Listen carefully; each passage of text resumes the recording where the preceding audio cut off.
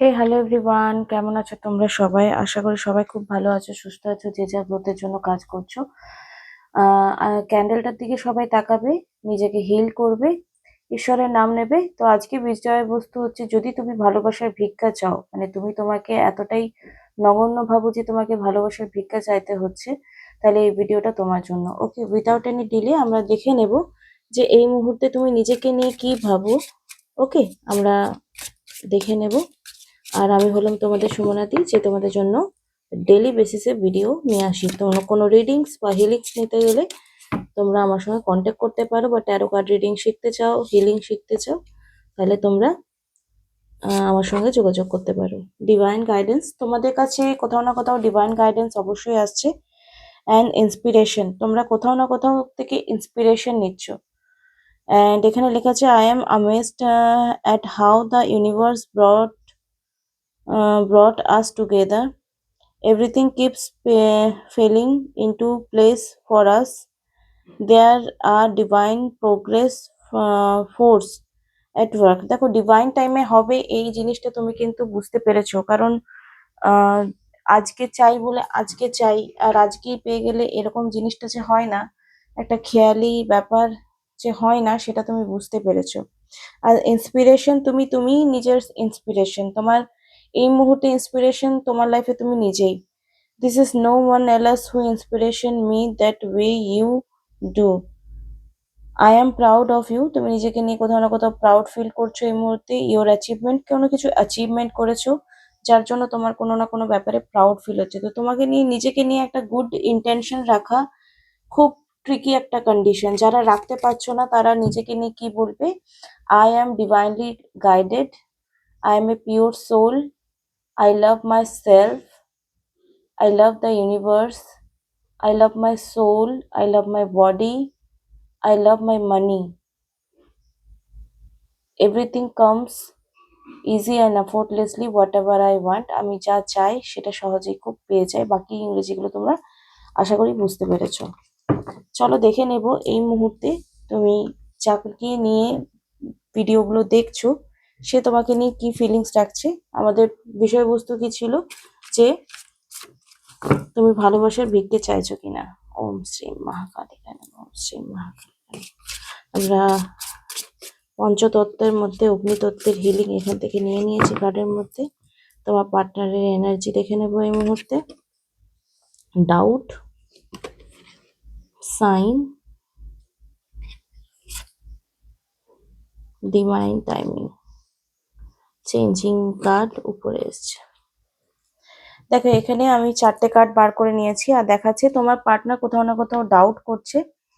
আচ্ছা, sign, positively negatively কিছু sign তোমার পার্সন তোমার দিক থেকে পাচ্ছে। ওকে, ডিভাইন টাইমের ওয়েট করছে। মেবি তোমাদের যদি কোনো কমিটমেন্ট দেওয়ার থাকে, বা দেখা করার থাকে, বা কিছু প্রমিসেস রাখার থাকে, তার জন্য সে কোনো না কোনো স্টেপ এই মুহূর্তে নিতে চাইছে না। সে ভাবছে যে হবে, হওয়ার থাকলে পরে হবে।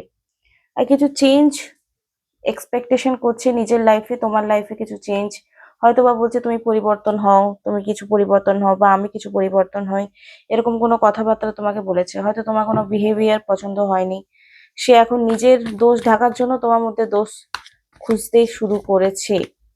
ওকে, যদি এটা হয়ে আছে যাদের রিলেশনশিপে, প্লিজ ভালোবাসার ভিক্ষা কোনো চাওয়ার দরকার নেই, কারণ তোমরা এটা করছো বলেই আজকে ইনটিউশন এলো যে এই রিডিংটা করি। চলো দেখে নেবো আর ডিপ ডাউন ফিলিংস তোমাকে নিয়ে কি রয়েছে, তোমার কি করা উচিত সেটাও আমরা বলবো। খুব বেশি ভিডিওটা বড় টানবো না, ভিডিওটা পুরো লাস্ট অব্দি দেখার চেষ্টা করবে। যারা এরকম ফেজে চলছো, রিডিংস করাবে বা স্পেল করাবে, তারা অবশ্যই আসতে পারো। প্রথম কথা, নিজেকে নিয়ে একটু ভালো ভাবতে শিখো।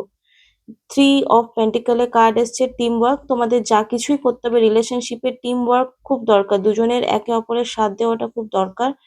আর কোনো একটা ইলিউশনে তোমার পার্সন রয়েছে, ডিফিকাল্ট ডিসিশন, তোমার জন্য কোনো ডিসিশন নিতে গেলে তার কাছে একটা ডিফিকাল্ট এনার্জি রিফ্লেক্ট করছে। এখানে 2 অফ সোর্সের এনার্জি, মানে সে কোনো না কোনো একটা ইলিউশনের মধ্যে রয়েছে, চোখে পর্দা লাগানো আছে। ওকে, ইলিউশন হতে পারে, ম্যানিপুলেশন ফ্যামিলির দিক থেকে, ব্ল্যাক ম্যাজিক হতে পারে ফ্যামিলির দিক থেকে। ডেফিনেটলি অনেকে ভাবে মা বাবাকে ব্ল্যাক ম্যাজিক করে, আমার যে জ্যোতিষ, আমার তো আমি এই লাইনেই, আমার জ্যোতিষ অনেক বন্ধু আছে, দাদাও আছে, বোনও আছে। তো একজন জ্যোতিষ আমাকে বলছেন যে উনার কাছে এরকম প্রায়শই অনেক প্যারেন্টস আসে যারা বলে যে অমুক মেয়ের সঙ্গে যেন আমার ছেলের না বিয়ে হয়, অমুক মেয়ের সঙ্গে যেন আমার ছেলের না বিয়ে হয়, অমুক ছেলের সঙ্গে যেন আমার বিয়ে না হয়, কোনো উচ্চাটন বা স্তম্ভন ক্রিয়া করে দাও। ঠিক আছে? তো এগুলো একটা নেগেটিভ ওয়ে, এগুলো কখনো না আমি করি, না আমার যারা বন্ধু বান্ধব আছে বা পরিচিত অ্যাস্ট্রোলজাররা আছে তারা করে। ওকে, তো এখানে অ্যাভয়েড এনার্জি দেখতে পাচ্ছি, তোমাকে বাদ দিয়েও তার লাইফে কোনো না কোনো সিচুয়েশন এই মুহূর্তে প্রেজেন্ট রয়েছে, সেটা কি আমরা দেখে নেব, কোনো লাভ অ্যাফেয়ার্স না এনিথিং কি সেটা দেখে নেব। ওকে, টু অফ সোর্স এনার্জি কেন এসছে, টু অফ সোর্স এনার্জি কেন এসছে, please divine guidance me. Rejected, okay, reject energy রয়েছে। রিজেক্ট এনার্জি তোমার দিক থেকে থাকতে পারে, তার দিক থেকে থাকতে পারে, না হয় তোমাকে রিজেকশন করেছে তাই জন্য কনফিউজ আছে, নালে রিজেক্ট তুমি তাকে করেছো, এটা হতে পারে। ওকে, কমফোর্ট জোনে আসতে হবে, এখানে কুইন অফ এনার্জিতে দুজনকেই আসতে হবে, তোমাদের দুজনকেই রিলেশনশিপের জন্য পজিটিভ কিছু অ্যাকশন নিতে হবে। সেটা যদি না নিচ্ছ তাহলে কিন্তু আমি বলবো যে ট্রমাটিক সিচুয়েশনটা রয়েছে সেটা কিন্তু বারবার বারবার রিপিট অ্যান্ড রিপিট হবে। সেজন্য আমি বলবো যারা এই ভিডিওটা দেখছো, যারা ড্রেন হচ্ছ, যারা চোখের জল ফেলছো, বিশেষ করে মেয়েরা এটা বেশি করে, লম্বা লম্বা লম্বা একদম হিস্ট্রির 10 নম্বরের কোশ্চেনে অ্যান্সার লিখে দেয়।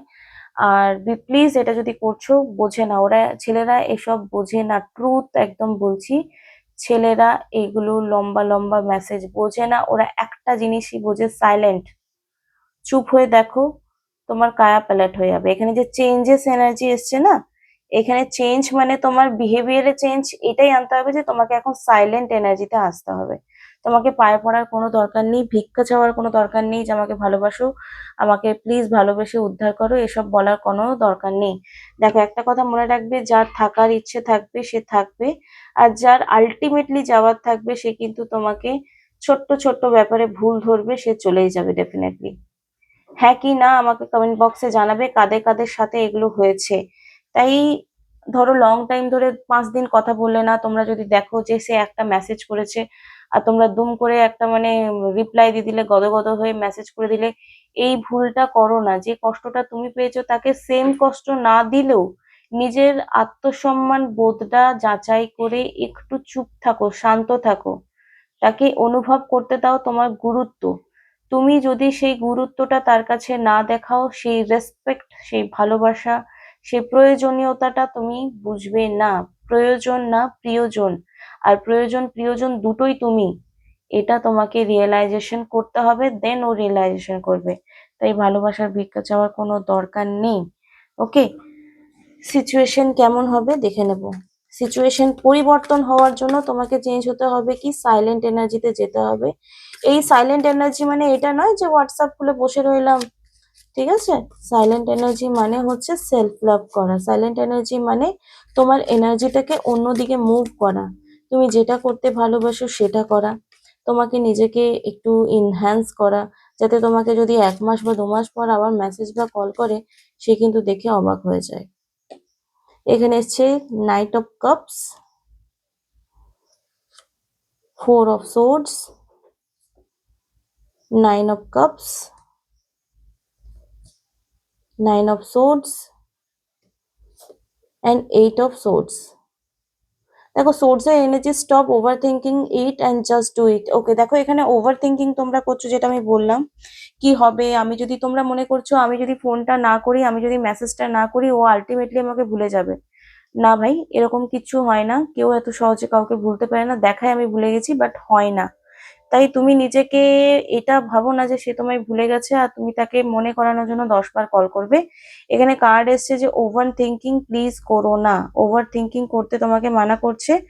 Stop over thinking it and just do it. 8 of swords এর এনার্জি এসছে, এখানে 9 অফ সোর্স এর এনার্জি এসছে, যেটা সেটা হচ্ছে live in a constant state of gratitude. তোমার লাইফে এই মুহূর্তে যেটুকু ভালো আছে সেটাতে গ্র্যাটিটিউড করো। তুমি দুবেলা খেতে পাচ্ছ, মাথার উপরে ছাদ আছে, ভালো ভালো জামা কাপড় পরতে পারছো, ইন্টারনেটের মাধ্যমে তুমি সলিউশন খুঁজছো। আর বিলিভ মি, কিছুদিন আগে আমি পিএলআর সেশন আমার নিজের করালাম, তো ওখানে একটা জিনিস কথা শিখলাম যে আমরা আমরা প্রবলেমের মধ্যে থাকার পর, প্রবলেমটা ঝেলার পর যখন আমরা রিডিংস দেখছি, পিএলআর সেশন করাচ্ছি, অ্যাস্ট্রোলজির কাছে যাচ্ছি, ইটস মিন তোমার রিকভারি স্টার্ট হয়ে গেছে, তুমি ঠিক হওয়া স্টার্ট হয়ে গেছো। ওকে, তাই তুমি এমন একটা জার্নিতে চলে এসেছো যেটাতে তুমি ঠিক হতে পারো। ইয়েস, ডেফিনেটলি পারো।